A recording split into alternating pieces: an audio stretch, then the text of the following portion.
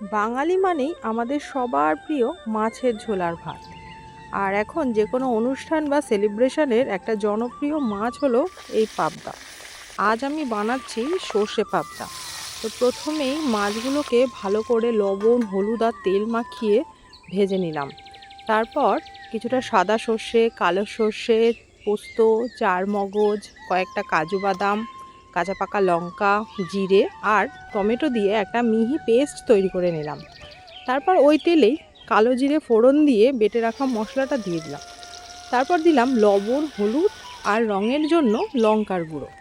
মশলাটা তেল ছেড়ে আসা পর্যন্ত একটু কষিয়ে নিয়ে ঝোল দিয়ে দিলাম। তারপর যখন ঝোলটা ফুটে আসলো তখন ভেজে রাখা মাছগুলো দিয়ে দিলাম। অবশেষে রান্নাটা শেষ করলাম চেরা কাঁচা লঙ্কা আর স্বাদটা ব্যালেন্স করার জন্য কিছুটা পরিমাণ চিনি দিয়ে।